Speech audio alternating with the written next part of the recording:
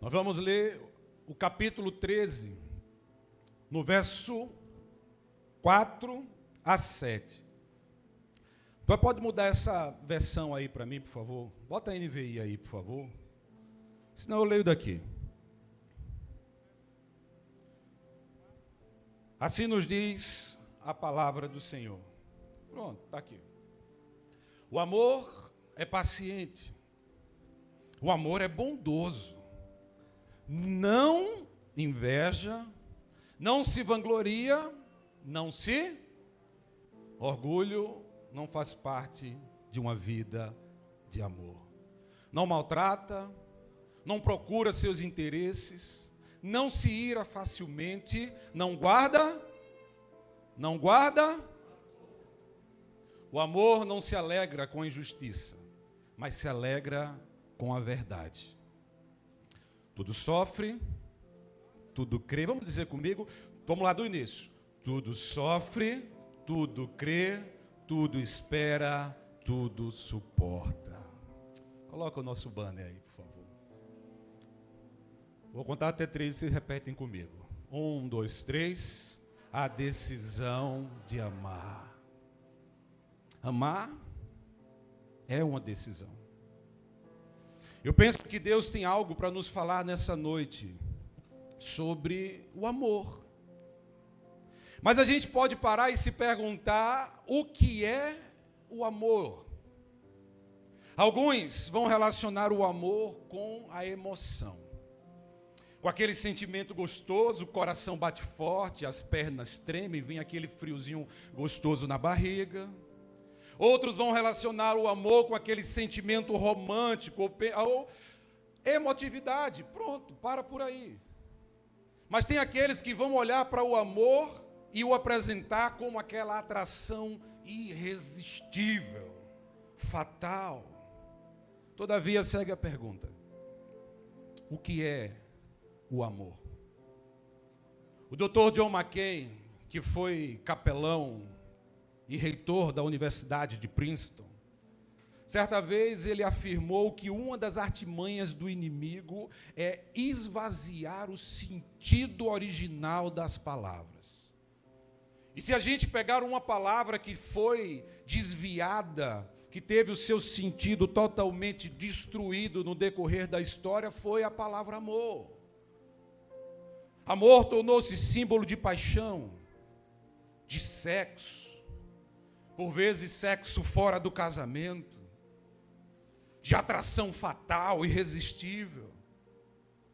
Mas quando o apóstolo Paulo está falando de amor aqui, ele não está falando desse tipo de amor. O apóstolo Paulo está falando de um amor altruísta, de um amor que não contabiliza o custo, de um amor que paga o preço, de um amor que não olha para as circunstâncias, de um amor que provém de Jesus de Nazaré. Amar, ninguém ama como Jesus.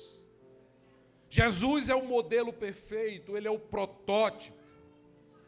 Se nós somos cristãos, nós somos pequenos cristos e a nossa vida precisa expressar em nós o mesmo amor que dele vem. Amar como ele nos ensina. Amar a Deus sobre todas as coisas e o próximo como a nós mesmos. Mas se nós sabemos quem é Deus, sabemos que Ele é a plenitude do amor, que a totalidade do amor brota dele, a gente se pergunta então, quem é o nosso próximo? Porque no final das contas, todas as coisas vão iniciar e terminar em relacionamento. Nós somos seres relacionais. Nós amamos a um Deus que com Ele nos relacionamos, mas também nós amamos os nossos irmãos, pois com eles nós somos feitos para nos relacionarmos. Então a gente olha, a gente mira para esse relacionamento vertical entre nós e o Pai. É um relacionamento que provém de uma vida de oração, de comunhão, de intimidade com Ele, na busca da leitura da palavra, num avanço da obra missionária, no servir. É quando nós agirmos em nome do Senhor Jesus.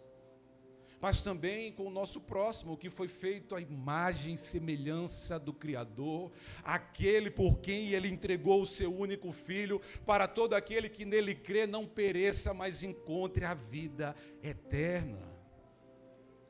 O apóstolo João, em sua primeira carta, ele vai dizer que aquele que afirma que permanece nele, deve andar como ele andou. Olha que coisa linda.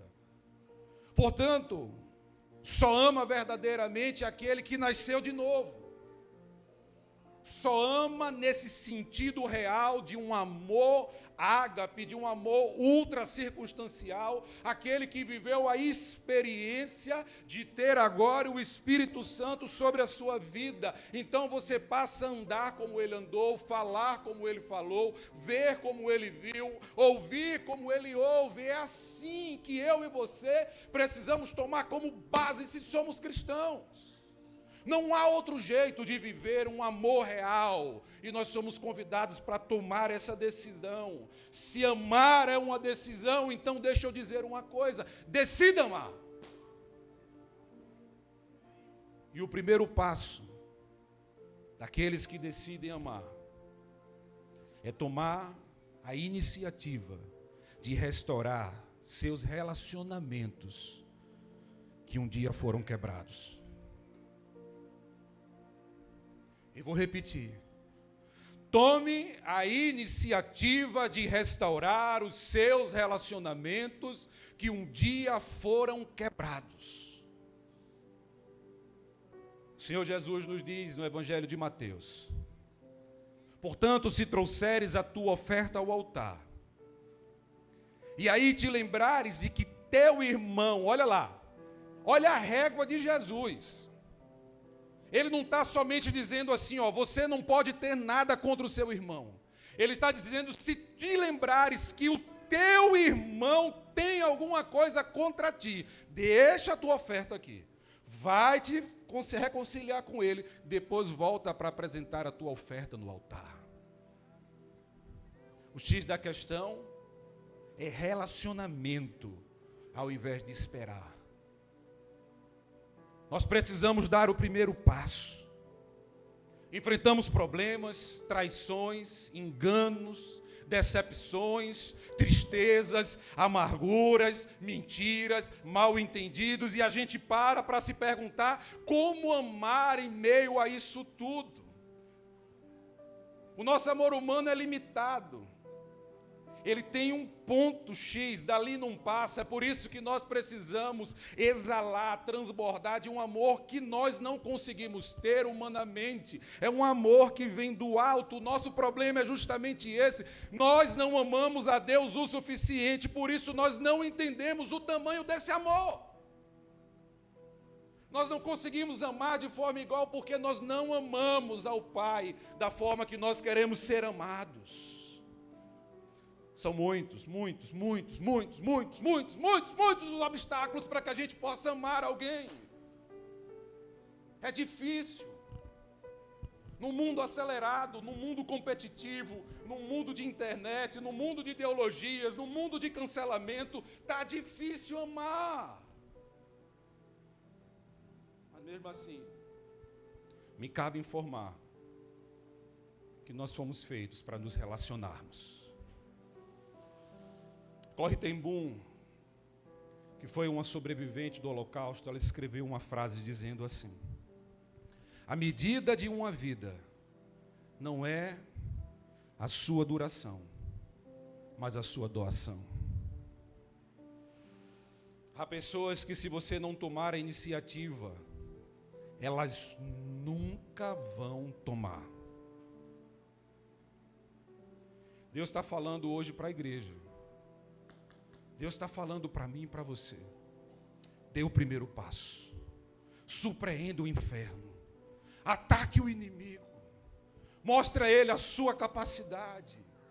Transborde desse amor de Cristo que não cabe no seu peito. E se ele ainda não está aí, peça nessa noite, clame e transborde. Nós somos chamados pelo Senhor para transbordar. Faça algo que surpreenda a pessoa, as pessoas, não importa. Mostre o amor de Cristo, não seu, mas um amor ultra circunstancial, um amor que você não consegue conter. Deus reconstrói relações que a vida destruiu. Não é tempo de queimar, é tempo de construir pontes.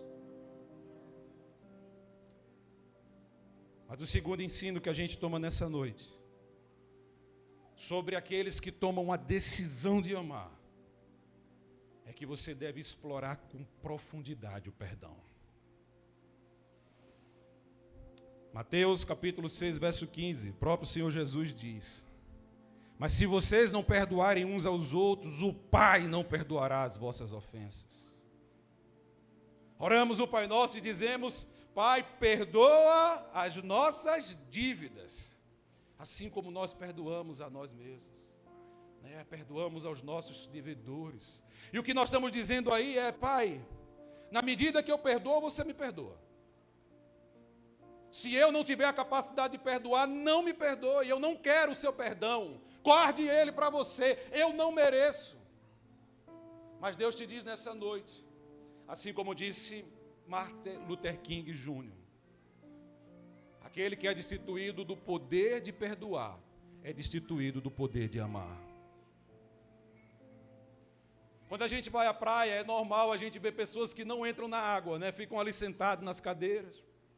De repente a gente vê aqueles que entram, molham um pouquinho os pés, outros vão até a canela, outros vão até a cintura, outros vão até o peito, outros até o pescoço. Poucos são aqueles que se arriscam a mergulhar. E eu vejo que muitas vezes nós somos como aqueles poucos que não mergulham. Não mergulhamos numa profundidade de intimidade com o Senhor, por isso nós não conseguimos avançar. Mas quanto mais eu mergulho nesse amor, mais eu sou capaz de desfrutar do tamanho do perdão de Deus sobre a minha vida. Deixa eu dizer uma coisa para você: perdão não tem nada a ver com sentimento. Nós perdoamos porque tomamos a decisão de obedecer a poderosa palavra de Deus. Escreveu C.S. Lewis certa vez: todos dizem que perdão é uma maravilha, até terem algo para perdoar. Mas a gente só tem uma opção: ou perdoamos, ou adoecemos. Ou perdoamos ou não temos paz. Ou perdoamos ou não somos perdoados. O perdão é uma via de mão dupla. Abençoa aquele que está sendo perdoado e abençoa muito mais aquele que está liberando o perdão. Devemos perdoar porque fomos perdoados. E devemos perdoar como fomos perdoados. Alguém já disse que onde a mágoa se instala, cresce a amargura, o ódio predomina e Satanás faz a festa. Você não vai sobreviver se não aprender a perdoar. Por isso, faça uma lista, se preciso for. Coloque mãos à obra nessa luta contra você mesmo, contra a sua carne, contra o seu ego, contra o seu orgulho, e vá avançando em direção da profundidade de uma entrega de intimidade com o amor de Deus. Mas como terceiro ensino, supere as barreiras para chegar a unidade do amor. Eu vou falar mais uma vez. Supere as barreiras para chegar à unidade do amor. O apóstolo Paulo, na sua carta aos Romanos, no capítulo 15, no verso 7, ele vai dizer: portanto, aceitem uns aos outros da mesma forma que Cristo os aceitou, a fim de que vocês glorifiquem a Deus. Aceitar os nossos irmãos, perdoar os nossos irmãos, ultrapassar as barreiras que foram impostas, é para a glória de Deus, não é para a nossa glória, não é para o nosso ego, não é para o nosso coração, mas é para glorificar a Deus com a nossa vida. Existem pelo menos 3 barreiras que nós precisamos enfrentar e suplantar para que a gente chegue nessa unidade do amor. A primeira é a incompreensão. Diga comigo: incompreensão, egoísmo e meus erros. Incompreensão, egoísmo e meus erros. Incompreensão é o que acontece na maioria dos relacionamentos. é o que faz ele afundar. Parece que o ser humano não tem a capacidade de interpretar as coisas. Tudo se confunde. É impossível haver comunicação. Há erros totais de interpretação na vida humana. O segundo é o egoísmo, é aquela síndrome do eu primeiro. Meus pensamentos, meus desejos, meus planos, meus sonhos, meus direitos. E a gente sai colocando, a nós mesmos em primeiro lugar, o outro que fica para trás, que se exploda, vou dizer logo, se dane. A gente vai assim. Eu em primeiro lugar. O dano está em mim. E a gente vai vivendo assim. Isso vai se tornando um vício e a gente vai colocando sempre como barreiras. Quando nós devíamos colocar um por cima do outro, fazendo era uma escada para que a gente subisse ao topo da unidade do amor. Mas o terceiro é os nossos erros, meus erros, porque simplesmente nós erramos.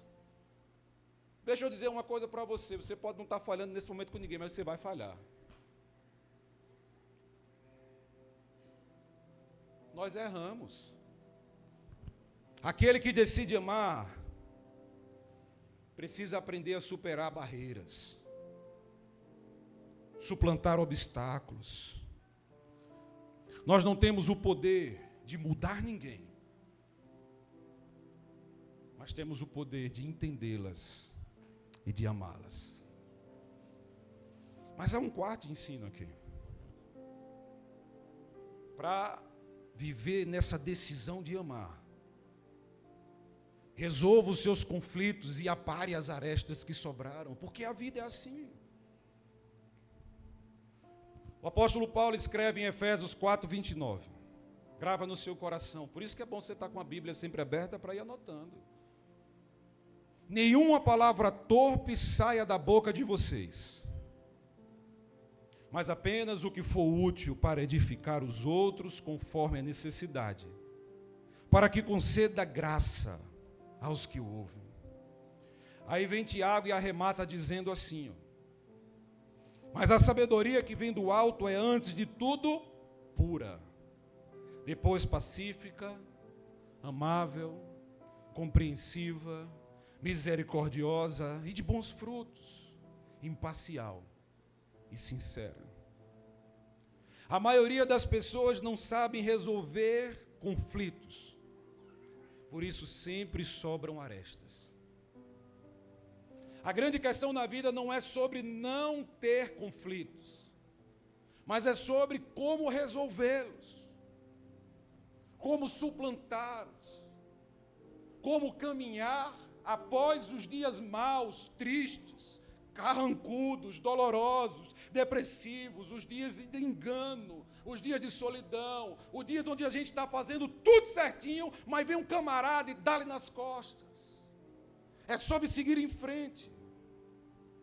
Porque quando nascem os conflitos, é tempo de olharmos para Deus, entregarmos nas mãos de Deus e caminharmos com Deus.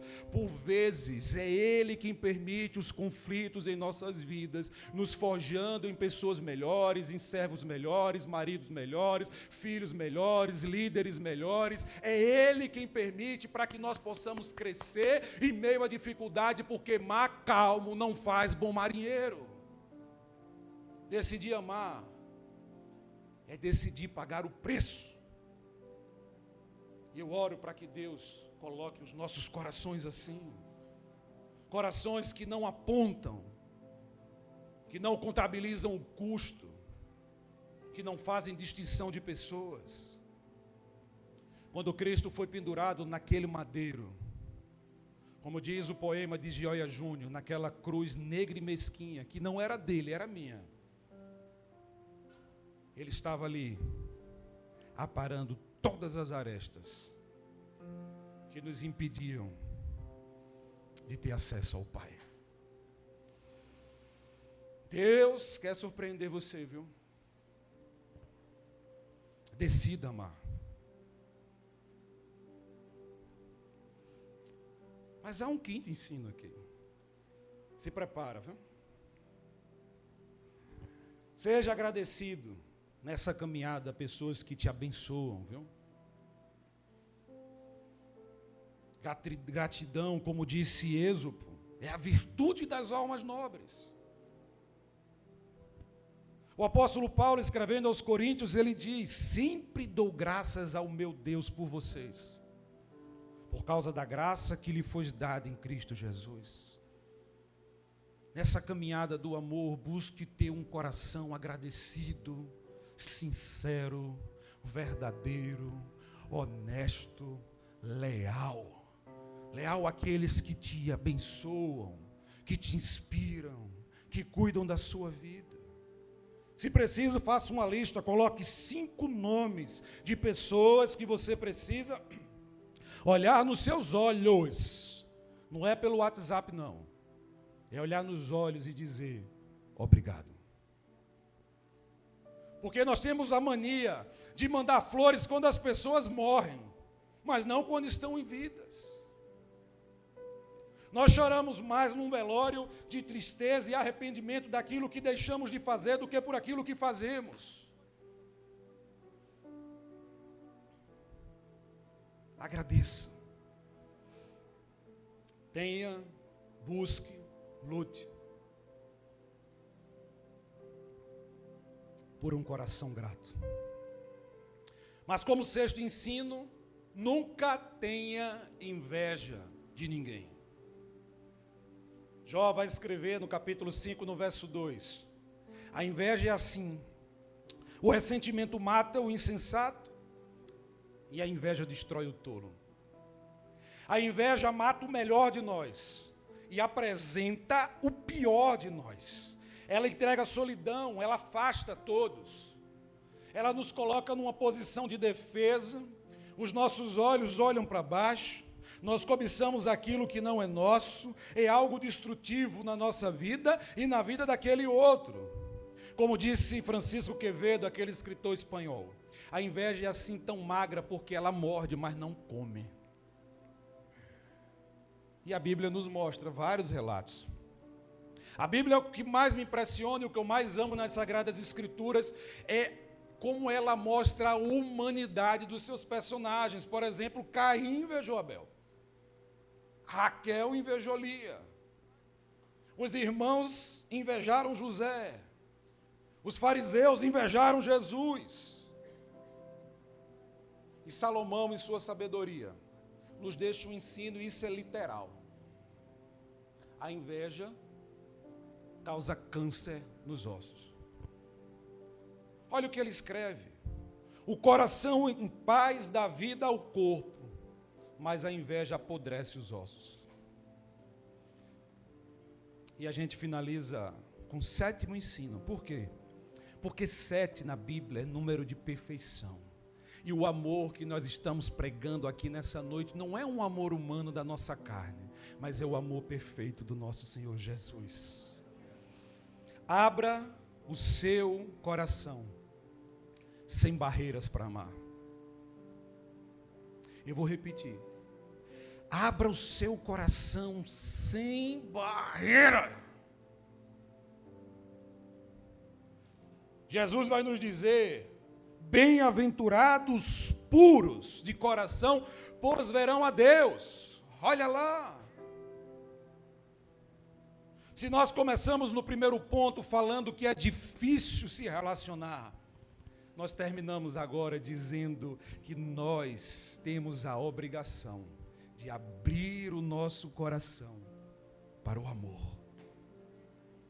Um amor relacional, um amor fraternal, um amor entre irmãos, um amor que nos estabiliza, que nos dá vida.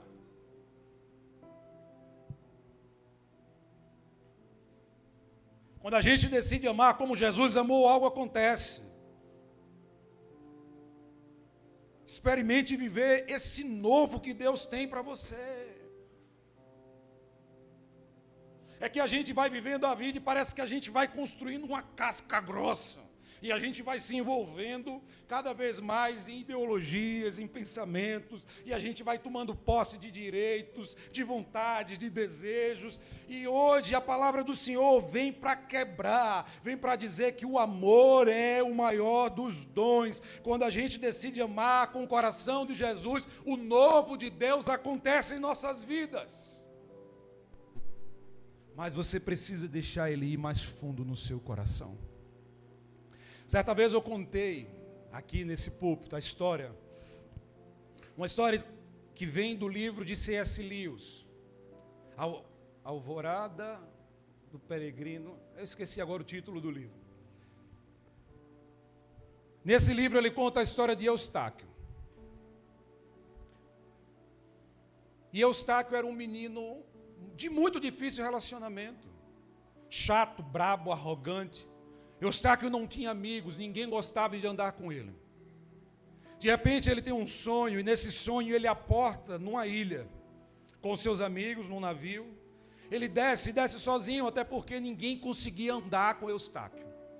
Então ele vai andando por essa ilha, ele avista uma caverna, ele entra nessa caverna e de repente ele vê nessa caverna muito ouro, muitas pedras preciosas. Então ele começa a dar pulo de alegrias, tipo tio Patinhas assim, sabe? Começa a nadar naquelas moedinhas de ouro e a gritar: agora todo mundo vai ver. Agora vocês vão ver na pele, eu vou dar a volta por cima, agora eu vou humilhar todo mundo que me julgou, agora eu sou o cara, eu estou rico. E ele começa a se divertir muito ali, dando gargalhadas, até que ele cansa e dorme.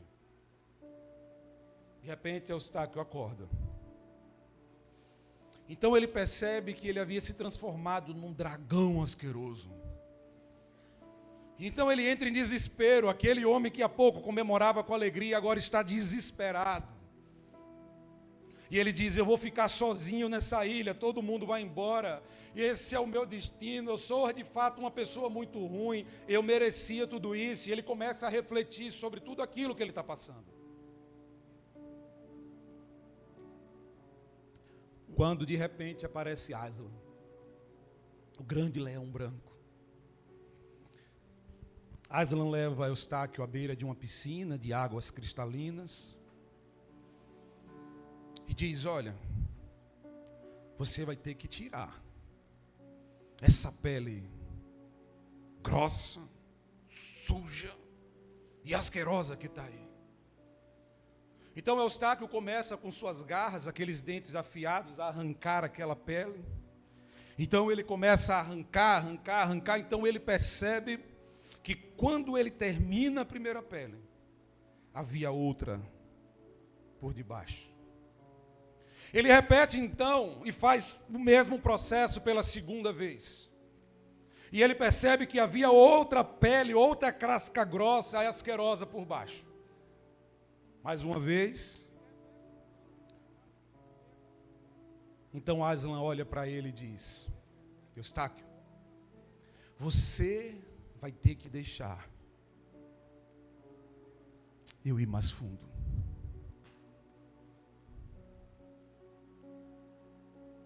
Então Aslan levantou aquela pata grossa de leão e arrancou aquela pele com toda a força, a tal ponto que Eustáquio, contando essa parte da história, ele diz: eu pensei que ele tinha arrancado o meu coração. Eu havia arrancado por 3 vezes aquelas peles e não senti em momento nenhum a dor que eu senti quando ele arrancou. Doeu como nunca. Não foi fácil. E ele conta que ao terminar, Aslan lhe empurra naquela piscina. Seu corpo começa a arder de todas as marcas, feridas que ele carregava. De repente ele sai e percebe que havia voltado a ser um menino. É assim que Cristo faz com aqueles que decidem viver o seu amor. Ele arranca essa casca grossa de nós. Ele nos transforma de novo. É um novo nascimento, é uma nova vida, é uma nova história, sem os nossos preconceitos, sem aquelas marcas que a vida deixou no nosso peito, sem aquelas cicatrizes que haviam na nossa alma. Agora nós somos de Cristo, amamos como Cristo, vivemos como Cristo. Honramos a Cristo. Como disse Oswald Chambers, o espiritual e o invisível determinam o exterior e o real nas pessoas. Eu vou repetir.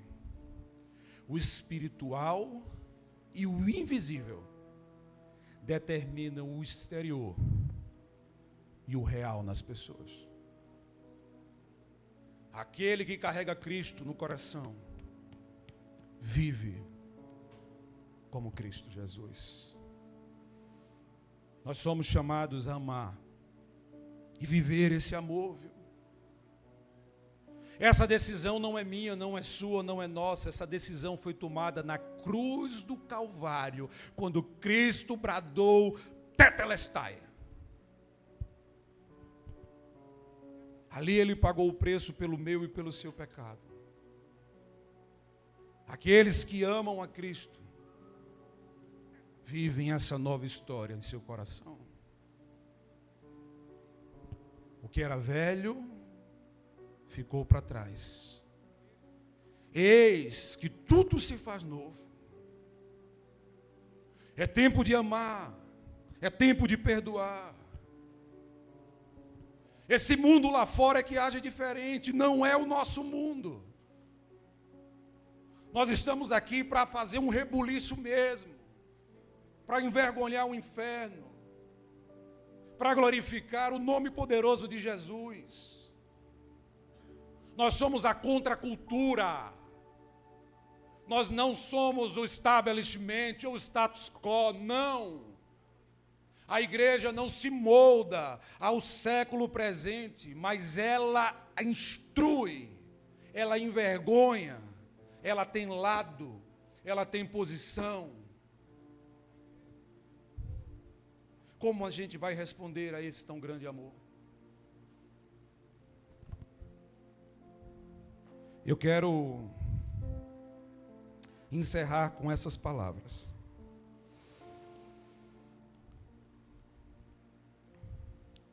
Feche os seus olhos, por favor, só para me ouvir.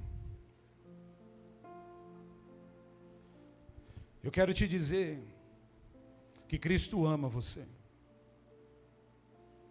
Ele não está zangado com você. Ele te diz nessa noite, filho, filha, o amor é paciente.